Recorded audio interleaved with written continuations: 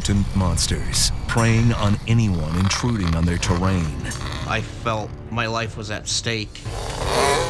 When I close my eyes, I still clearly see the image of that creature that night. Satan's ape, attacking without warning, pouncing on its victims. If it got a hold of you, it could just literally tear you apart. The zombie witch, rising from the dead. I saw her actually reach at me. They looked like claws. It was straight fear. It was something that should have been dead, but it was alive. It was terrifying, absolutely terrifying.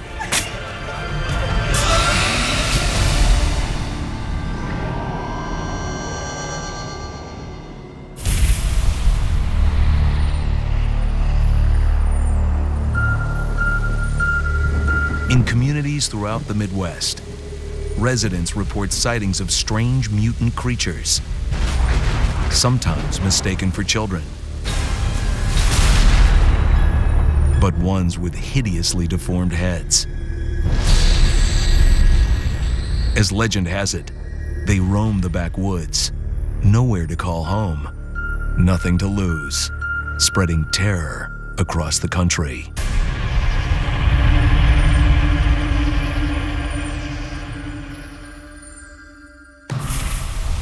Many of the legends about Melonheads originate near the small town of Kirtland, Ohio, during the hard times of the 1930s.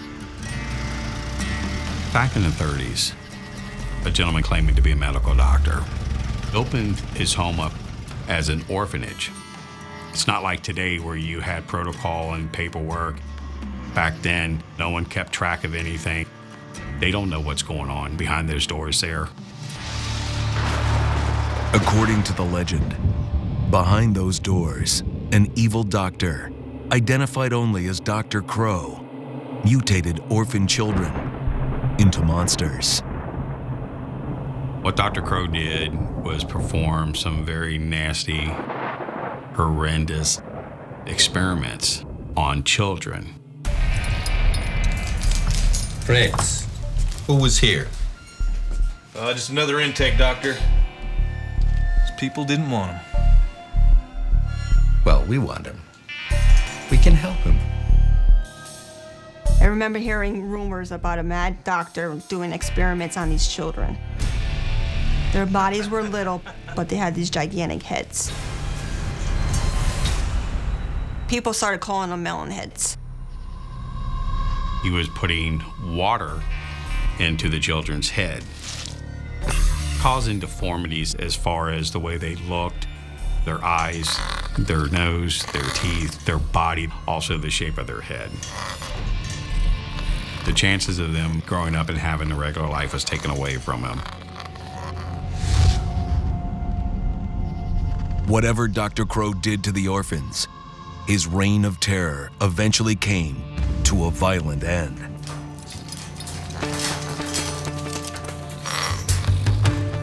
After years and years of abuse by the doctor, the children rose up, fought back, and did take revenge.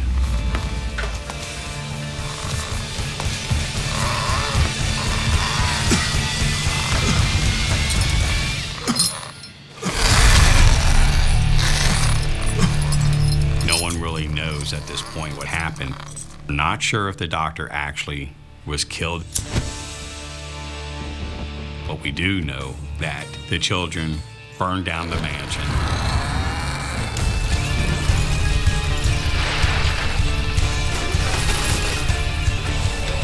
We're not sure if he actually survived and moved on someplace else and started procedures in another state. It all seems too strange and gruesome to believe. If it weren't for the dozens of sightings of Melonheads over the years, lending credence to this bizarre monster tale. So after the fire took place, there's a real good possibility that some of them moved on just to get away from the area. because we were getting, sightings, from the 1940s on in Michigan and Connecticut especially. Trumbull, Connecticut is a leafy suburban bedroom community to the northeast of New York City. 7 decades since the Melonhead scare of the 1930s, the evil Dr. Crow is almost certainly gone. Could the descendants of his twisted experiments still remain? Residents in this part of Connecticut believe they may be out there. When I was growing up, my older brother and his friends would talk to me about a legend that they called Melonheads. They were mutants that lived in a part of Trumbull that they called Dracula Drive. On highway maps, it's called Velvet Street, but for many locals here, it's Dracula Drive.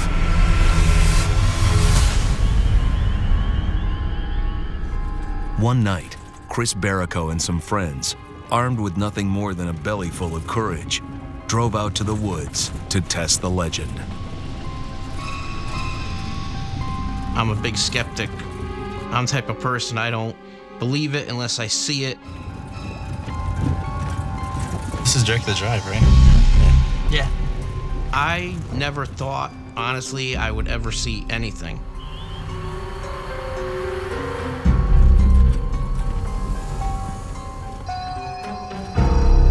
And my friend goes, look, I thought I saw something. There's something else over there. And we thought, oh, okay, here it comes. He's trying to scare us.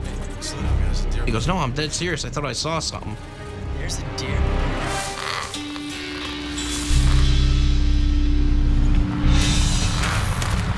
What is that? I don't know what I was thinking, but something inside of me said I had to do it.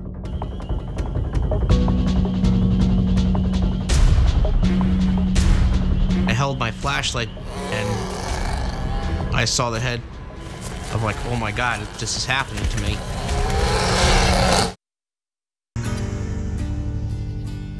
Going back to the Depression of the 1930s, generations have passed on a legend, a frightening story of orphan children turned into hideous mutants.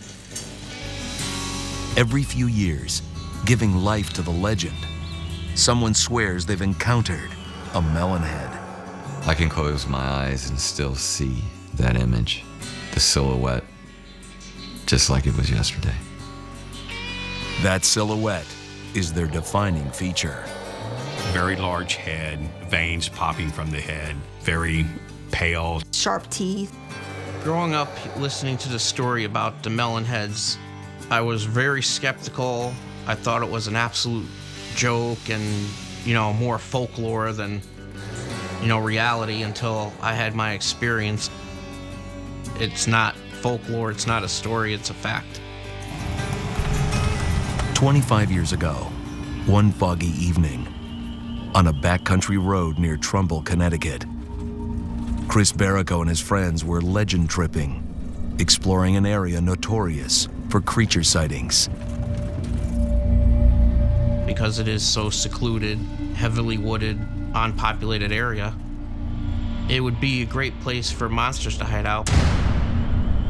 As they would soon discover.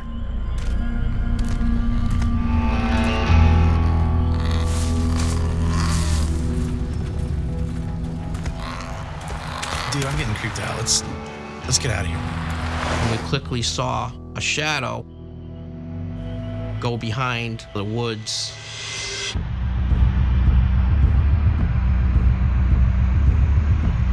A dead deer and something lurking in the shadows.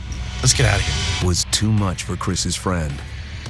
And my friends went into panic mode and said, that's it, and hightailed it out of there.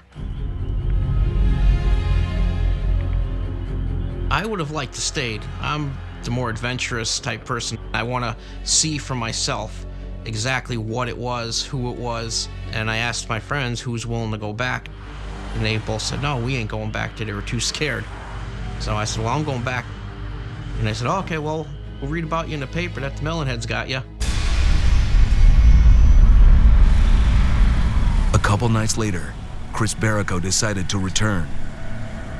His skepticism would be put to the test. The most I thought I would see is a wild animal in the woods. I really was not expecting to see anything more than a squirrel or at most a deer.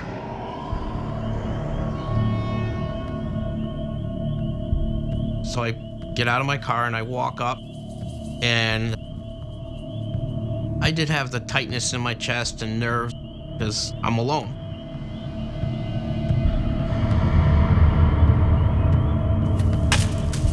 And I heard a branch break.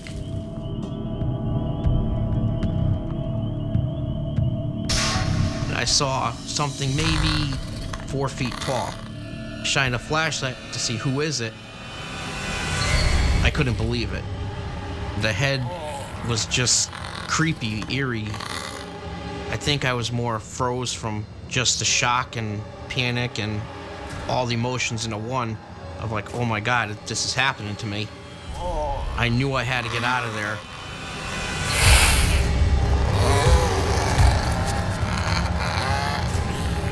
I kept waiting to feel a hand grab my shoulder. I hightailed it out of there. Who knows what it was gonna do to me? Was it gonna try to sever one of my body parts, make an example out of me? You know, put me up as a warning sign. Don't bother us, stay away. I was honestly petrified. My husband, Chris, is not normally scared easily. Basically, he is a tough guy. That creature, whatever it was, really did scare him. While the first stories about Melonheads arose in Ohio, later sightings cropped up in Michigan, Connecticut, and Florida. The mutants were on the move. Melonheads are always considered to be outcasts in society. Some may even got into the circus or to the freak shows because, you know, they did probably feel they were safe there. Being part of society was just something that they could not get used to. Perhaps some of those in the sideshows were not entirely human. They were Melonheads. And it wasn't long before these godforsaken creatures were reverting to their monstrous nature.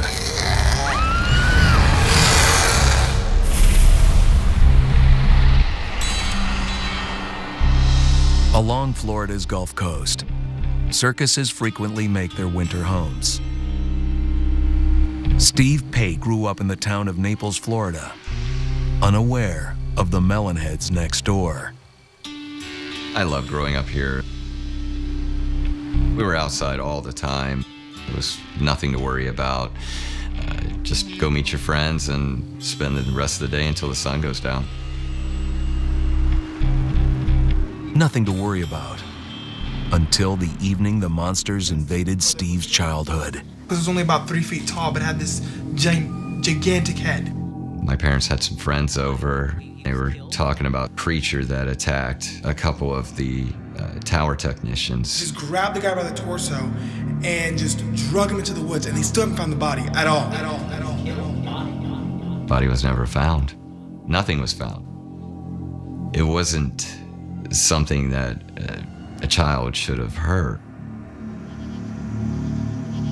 That evening, young Steve went to bed with the fear of mutant creatures. The reality he would encounter a few years later was worse than any nightmare.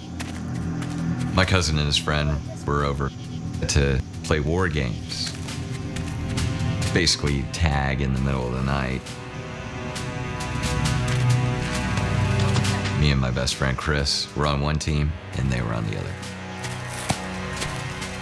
We started crawling through the field and we got almost to the wood line when we heard something behind us.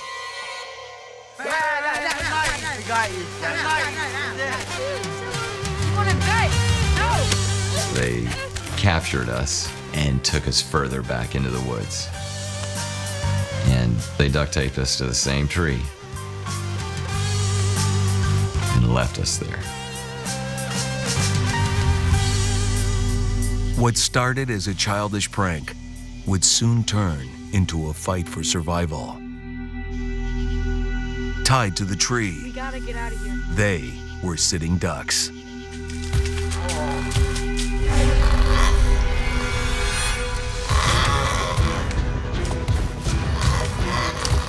What is that? What? I could see it in Chris's eyes. He was terrified. I couldn't turn around, but I could hear it coming up from behind me. It was coming closer and closer, and I knew it was coming first. Mutant Melonheads, hiding out in America's backwoods like an island of misfit toys. These small but monstrous humanoids allegedly prey upon people who wander into their territory. One night in 1986, near Naples, Florida, Steve Pate and a friend were playing a neighborhood war game. They turned up as captives and were left tied to a tree. A melonhead was closing in. This thing was coming up from behind us. He could see around the tree, past me. I couldn't turn around, but I could hear us breathing. It was almost like it was excited that it was terrifying me. I started shaking. Fear was the only thing that helped me get free. I immediately just started trying to tear my hands apart, rubbing them against the tree to break the tape. Eventually it broke. All I could think of was, this thing is going to get me. I didn't even notice the cuts in my hands from the tape digging into my skin. I had the scars on my wrist for a long time. The scars would heal. The imprint left by his melonhead encounter has lasted a lifetime. If I see something in the dark, see something move in the shadows, or just see something that resembles its shape, it brings it all back. Unfortunately, it lives with you forever. I don't doubt myself ever what I saw that night. I stayed away from Dracula Drive. I was scared to ever go back. Honestly, I believe they're still in that area. When they want to come out, they'll come out. They're not gonna be a sideshow for you. They're not gonna be your entertainment.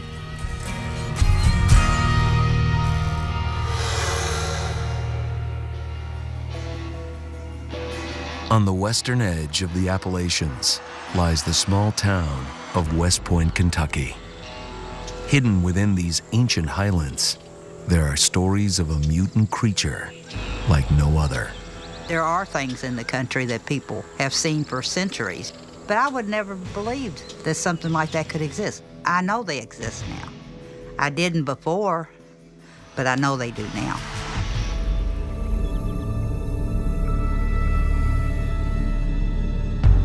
According to scientists, the last North American primates living in the wild died out some 30 million years ago. Of course, every once in a while there's a story about a monkey on the loose and thriving. There's no question that an animal as intelligent and resourceful as a primate can survive here. Imagine if those capacities mutated into something utterly mean. The devil monkey has been sighted primarily in the Appalachians.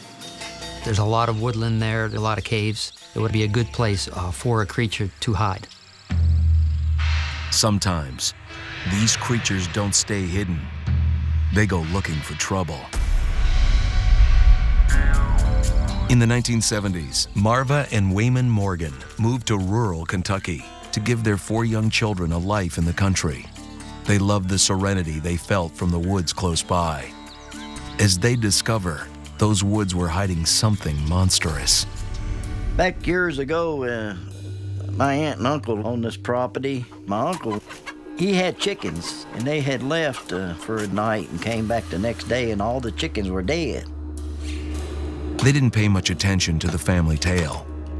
But after they moved in, things began to happen. Strange things. My wife's mom gave her a Sheltie, a little collie dog. We was looking for the dog, and we thought somebody done stole it or it ran off or something. My son was walking up on top of the levee, and there the dog laid, and the dog was tore all up. It was pretty mangled. I'd never seen anything like that around there. And then there were the noises. Me and my husband, we'd be laying in the bed 2 or 3 o'clock in the morning, and we hear these garbage cans just clanging and getting knocked around. The old metal cans was clanging. The lids was opening, slamming.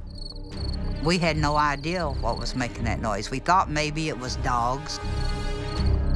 The Morgans would soon learn the awful truth. The evening began as ordinary as any other. Shannon was a baby at the time, and so she fell asleep on the couch, and others were watching TV. With the kids settled in front of the TV, Wayman grabbed the chance to unwind with a hot bath. The tranquility wouldn't last long. And I was in the bathtub, and the curtains blew, you know, it blew out, and this horrible odor came through the window. It smelled so bad, like a bunch of old wet hound dogs that's been out hunting. Marva, what's that smell? And I said, oh, I don't know. I said, it's awful. Maybe something sort of dead. I mean, it was really grotesque. It was terrible. I start going to the different windows, opening the curtains, looking out, and seeing if I smell anything. I went to our bedroom window and opened up the curtains. I was totally petrified. I mean, it was something that I never, in my wildest dream, thought I would ever come face to face with.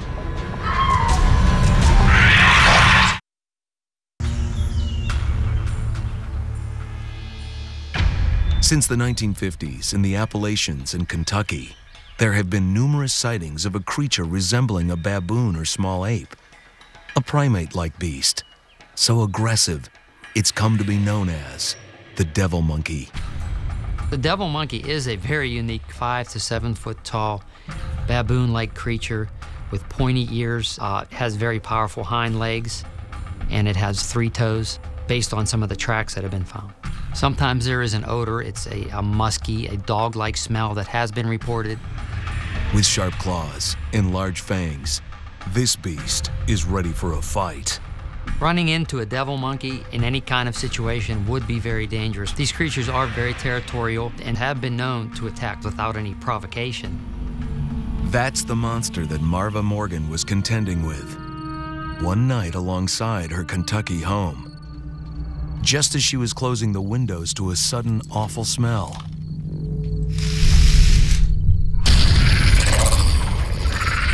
I knew this creature was not human. I knew that it was something that I had never seen before, and I didn't know what it was going to do. Eyeball to eyeball with the devil monkey.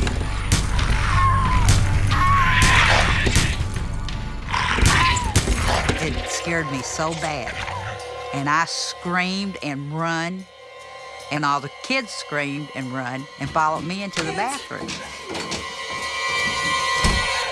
My wife sat there and cried. She just couldn't even talk. It shocked her so bad. She couldn't tell me what she had saw. And then finally, she did calm down a little bit, and she said it was horrible. It was there, the window. What? What did you see? I said, I can't tell you what it was, but I was afraid that this creature was going to come through that window. I was afraid for my kids. Then they made a horrifying realization. Their youngest one was alone, out in the living room. I was so afraid that I left my baby laying on the couch. Easy prey for the mutant beast.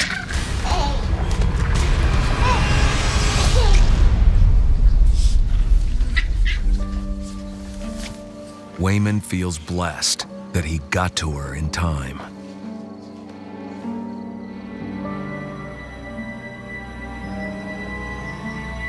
In the days and weeks after the terrifying ordeal, Wayman tried to make sense of the monster.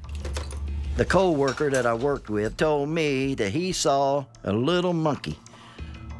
I said, "You did?" He says, "Yeah." It was squatted down, cupping water in its hands and splashing it on its face. I thought, well, maybe what we saw is what's growed up. Though the creature never returned to terrorize the Morgans again, the memory still haunts Marva. I don't think I have ever in my life felt that afraid.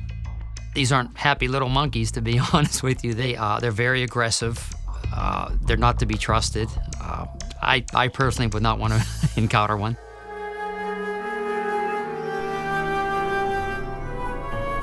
"300 miles across the Appalachians to the east, in Saltville, Virginia, the same sort of maniacal monkey has also made its presence known. Generations of the Boyd family have lived in the same small Virginian town. My father worked on the railroad for 13, almost 14 years as a fireman shoveling coal. My mom was a cheerful, happy-go-lucky person. The oldest of 5 children, Scott Boyd enjoyed his childhood in the foothills of the Appalachians. You were outside, you were in the woods, you were all over the place. Nobody gave it a second thought. Until one evening in May of 1959, when that sense of safety would change. Oh, I brought sandwiches if you want one for the ride. Thank you, sweetie. It is Mrs. Sandler's Jam from down the road. It was moonlit, bright, and they were driving along Be there ahead of schedule. when my dad noticed a movement coming down through the woods on the passenger side of the vehicle. What is that? The animal jumped right straight out into the road, and it jammed his face right up in the passenger side window. My mother looked it right in the face, looked straight into its eyes, right into his face.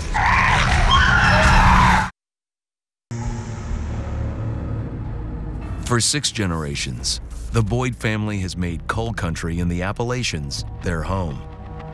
It's a place where the woods are alive with legends of a mysterious creature. There had been people that had claimed to have seen and heard and run upon things in the woods that they couldn't explain and actually frightened them pretty bad. One day, that kind of story arrived at Scott's front door. I remember walking out in the broad daylight and looking at the car that my dad had been driving and seeing the damage down the side of that. My dad was the only one that would really talk about it because it seemed to have scared my mother so bad she didn't even want to listen to him talk about it. It had all started hours earlier during the night when Scott's parents, Jim and Polly Boyd, were driving on a dark mountain road. What is that? Out of nowhere, a crazed monkey monster leaped towards the car. It had its face pressed right up into the window with its lips curled back from its teeth and a snarl. Dad said you could hear it raking the side of the car, scratching and scrabbling at the side of the car.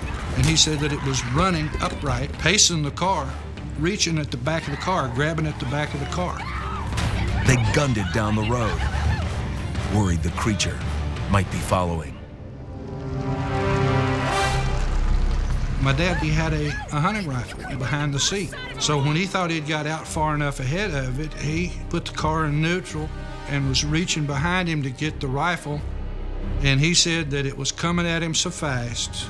Go now, it's coming! Get back in here! My mother, she's screaming and pleading for him not, please shut the door, let's go, let's go, let's go. And he just jerked his leg back in the vehicle and they sped off and left it behind.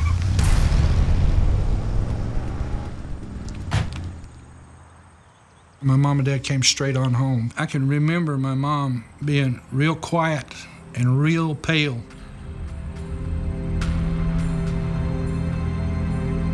They were scratches all the way into the middle, through the paint, from the passenger side window, all the way down the side of the car and going off the back end. They were in rows of 3. Never seen anything like it before or since. My dad seemed like he was almost embarrassed. You could see the fright on his face when he would talk about it. And that literally scared me to death, really. It bothered me for years after that. Speculation of where this beast may have come from and why it exists runs rampant to this day. Possibly the devil monkey could be a mutant that escaped from a government research facility, a regular animal that was experimented on, and the only way it can survive is to attack anything that it believes are food. The area that the attack occurred in was highly polluted with heavy metals from a chlorine processing plant that was in the area. Maybe some of the pollutants in the area, the groundwater, whatever, had caused a mutation. The creature's origin remains a mystery, but there's no doubt about the effect it had on Scott Boyd. And that literally scared me to death, really. It bothered me for years after that. I had a hard time riding in a vehicle down a country road through a wooded area without constantly scanning the side of the road, waiting for something like that to jump out at the car.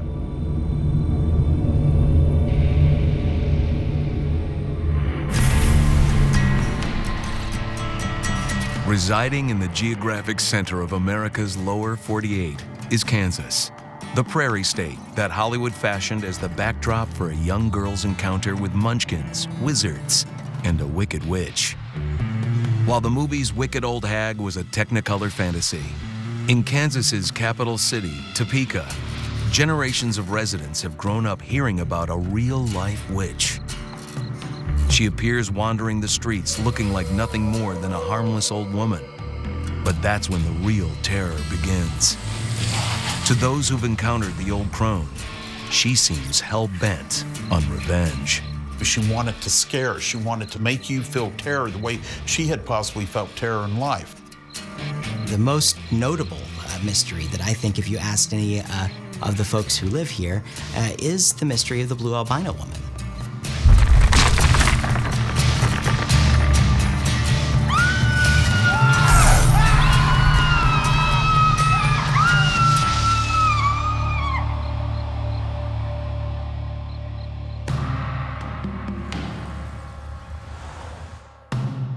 Many towns have stories about a monster.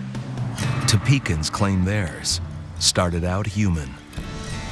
The Blue Albino Woman, she was an actual real person who lived in Topeka, and the monster stories started to become while she was still alive because she had such a unique appearance. She was purely pale white, she had pink eyes, long white hair. You could definitely, when you saw her, she caught your eyes, caught your attention.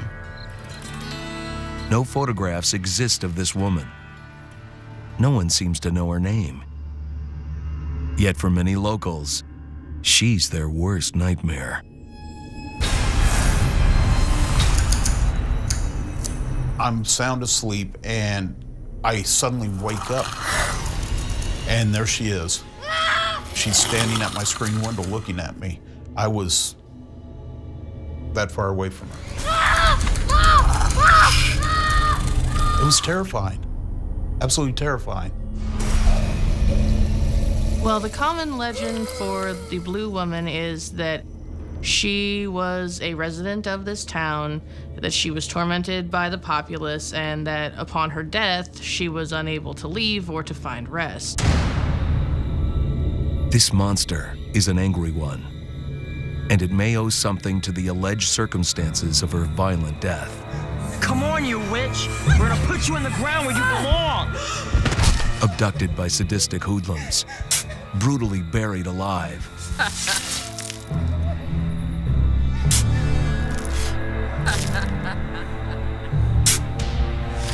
In time, she'd take her revenge.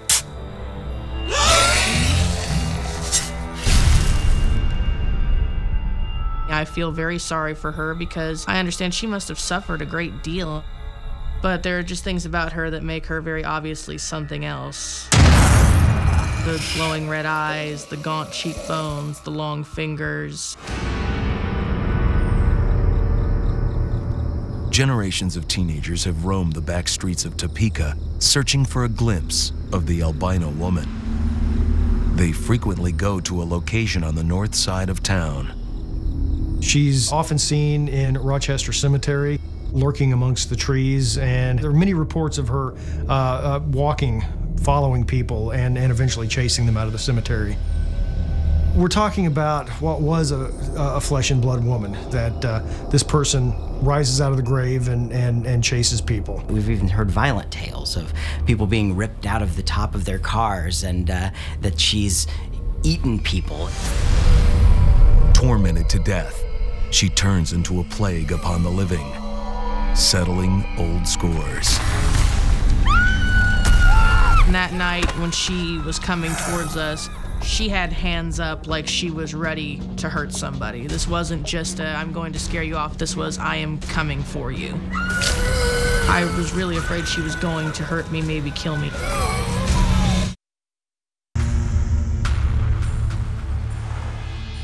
Topeka, Kansas is rife with superstitions about a mutant monster, the Blue Albino Woman.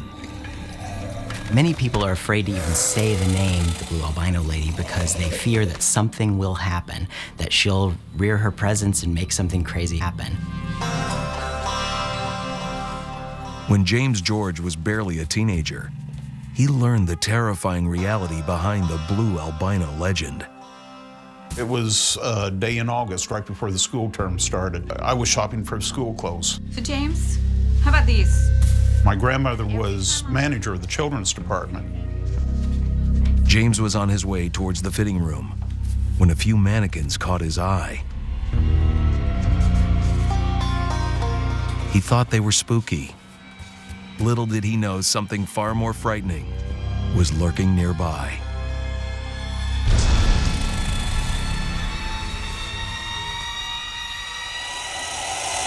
I looked at her and felt the breath leave my body. I didn't know why she was there. All I know was that she terrified me. The skin had a bluish tint to it. The eyes were red. Her whole demeanor was just terrifying. And my grandmother started yelling at her, "You are not welcome here. You are not welcome in this store. You need to leave the store and leave it now." She was soundless. There was no sound. She never said anything. And she just, the only way I know how to describe it is glided out the door. I was absolutely terrified. Where did she come from? I don't know. I had never seen anything like this in my young life.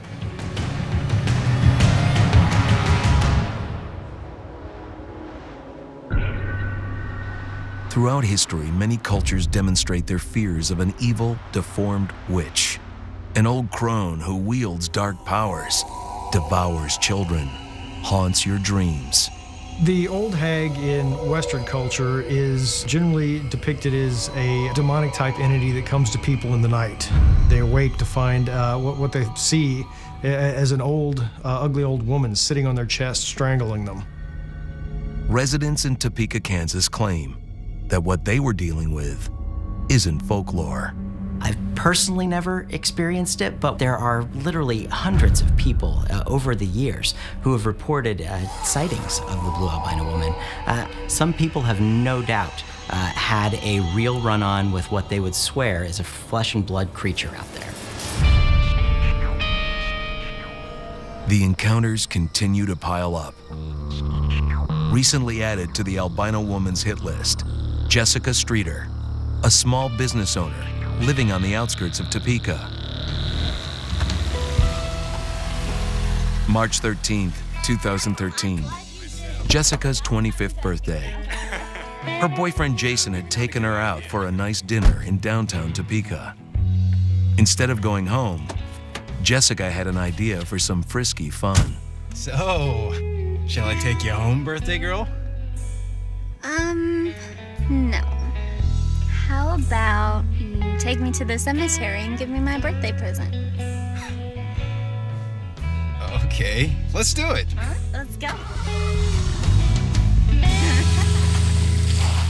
We decided to go ahead and go ghost hunting. It's something that she likes to do. And so we went up to Rochester Cemetery.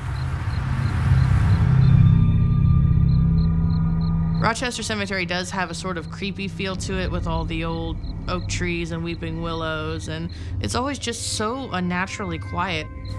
What if we get caught? We're not gonna get. So did you have a good birthday? I really did. Good. Well, I gotta tell you, it's gonna get even hotter and better in just a second.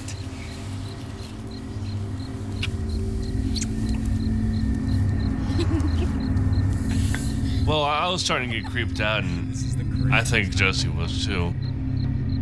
I was kind of hoping just the feeling would go away, because I was having fun at the same time.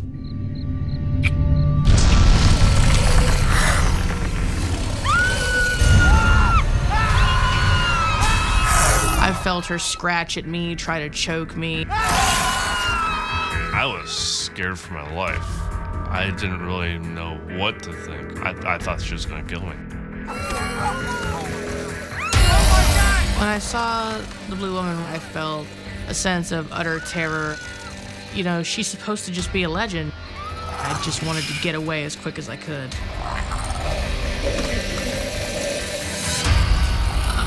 Jessica and Jason managed to drive off. I think she only affects people who are going there to look for her. Perhaps she doesn't want to be looked upon anymore. She wants to make sure that they don't ever come looking again. When I got back to the house, I was feeling very shaken. I was jumping at every sound that I heard because I was really afraid she was going to hurt me, maybe kill me if she found me. Hoping to protect herself, Jessica made use of a ritual to ward off witches. I actually put up some of the Japanese paper seals and anointed the door with herbs and oil, things that are repugnant to the dead, kind of a mix of Irish and gypsy magic. I honestly believe that the Blue Woman is out there waiting, whether it's for revenge, whether it's for closure. I think people should be afraid of her, and I think they should stay away from her. When Topekans come face to face with the Blue Albino, the encounter is hard to forget. It was terrifying, absolutely terrifying. It was a creature, it was something that should have been dead, but it was alive. There are people out there that I do believe are mutated in some way to where maybe death don't take them the way it takes the rest of us. When death visits them, they don't necessarily die.